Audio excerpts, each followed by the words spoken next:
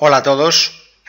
En este vídeo pretendemos explicar de forma sinxela a diferencia entre referencias absolutas e relativas e a súa utilización no cálculo de porcentaxes. Para ello vamos a utilizar esta táboa que temos en pantalla, na cal queremos representar as ventas mensuais de unha empresa durante o ano 2013 e o ano 2014 e o que vamos a intentar é calcular as porcentaxes que representa cada un dos meses con respecto ao total anual de ese ano.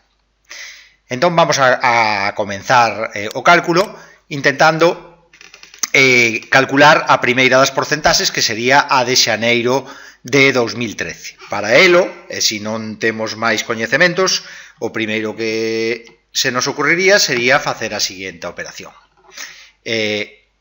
Ventas de 2013 multiplicado por 100 partido de ventas anuais do ano 2013. Ben, temos calculada a primeira das porcentaxes, que é a porcentaxe de xaneiro, e se pulsamos, unha vez que estamos colocados encima da cela, a tecla F2, vemos que se nos coloca de color azul a primeira das celas que aplica en esta fórmula e de color verde a segunda das celas ca que estamos a traballar. Perfecto. En principio, esta porcentaxe é correcta. Entonces, si, como comento, non temos máis coñecemento, o que se nos ocurriría sería copiar esta fórmula e pegala tanto no resto do ano 2013 como no ano 2014. Vamos a facer o copiado e vamos a pegar nos dous anos tal e como indicábamos. Bueno, como podedes observar, isto non realiza os cálculos correctamente. En lugar de aparecernos as porcentaxes adecuadas, aparece un erro en cada unha das celas, un erro que indica que estamos realizando unha división entre cero. Vamos a comprobar a que é debido isto. Ben, no Excel as fórmulas utilizan por defecto referencias relativas. Que significa eso? Significa o seguinte, que se nós estamos aquí e pulsamos F2, as celas que afectan a esa fórmula, en principio son as correctas, vale? Pero cando nós copiamos a fórmula unha cela máis abaixo, as referencias, ou ser relativas, baixan tamén unha cela.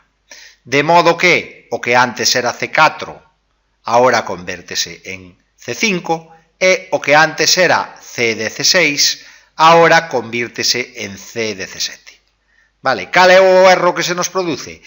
Pois que o C17 agora non ten un valor.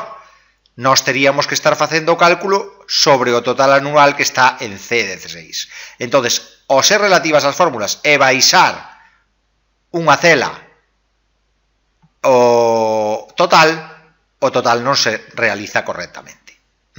Vamos a velo en calquera das outras celas que temos na mesma columna. Vamos a colocarnos, por exemplo, en suño e pulsamos a tecla F2 para ver as celas que están implicadas. Ben, suño está 1, 2, 3, 4, 5 celas máis para baixo da inicial. Entonces, as referencias baixan tamén, ao ser relativas, 5 celas. No caso do mes é correcto que baixe, pero no caso do total non queremos que baixe hasta aquí, senón que siga estando na cela 16, na cela C16 e non na cela C21. É dicir, non queremos que o 16 se convirta nun 21. Ben, entón, como solucionamos este problema? Vamos a borrar todo o que copiamos anteriormente e vamos a colocarnos de novo na primeira das porcentaxes realizada.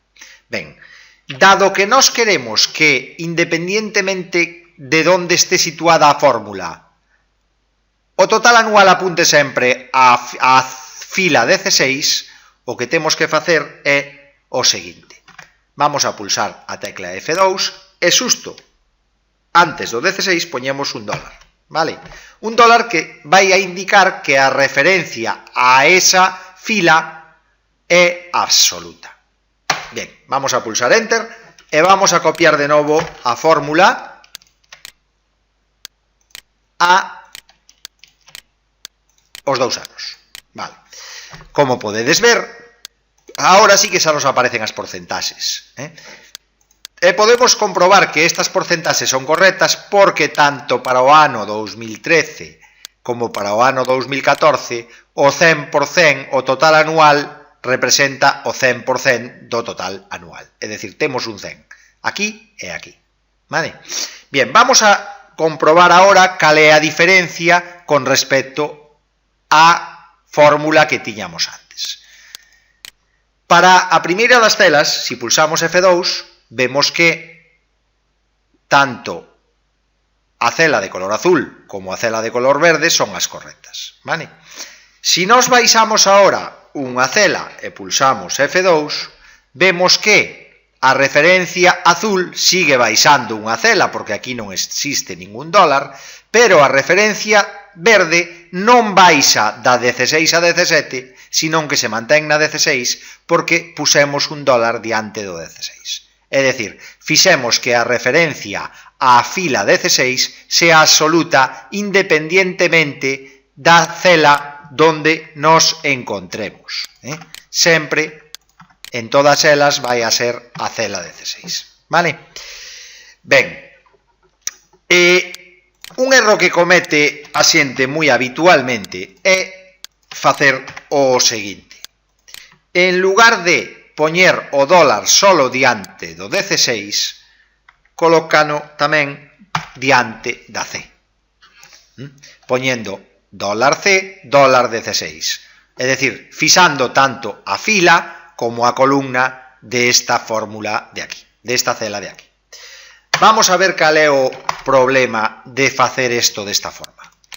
Se copiamos isto e o pegamos agora nos 2 anos, vamos a ver o problema que hai. Para o ano 2013, en principio, non hai problema ningún. O resultado do total anual é 100 e se comprobamos en calquera das celdas afectadas, veremos que as referencias son correctas. Cal é o problema? Que cando pasamos para o ano 2014 e nos colocamos en algún valor, en algunha porcentaxe dese ano e pulsamos a tecla F2, vamos a ver o que sucede. Sucede que a referencia á cela inicial das ventas é correcta, pero a referencia o total do 2014 é incorrecto porque ao manter o dólar diante da C apuntamos á celda física C16. Entonces isto dá un erro porque non estamos facendo as porcentaxes sobre o ano correcto, senón sobre o ano anterior. Polo tanto, a realización correcta das porcentaxes sería a que vimos anteriormente, é dicir, simplemente vamos a poñer o dólar diante do que non queremos que varíe, que en este caso é a fila, é dicir, queremos que o 16 sea fijo, pero non diante da C, porque si queremos que varíe a C e que pase a ser E. Entón, volvemos a facer a fórmula de modo correcto, copiamos a mesma e pegámola nos 2 anos para comprobar que os resultados son correctos nos dous. Espero que esta explicación vos servira para entender un pouquiño mellor as referencias relativas e absolutas. Nada máis por hoxe. Un saludo, gracias.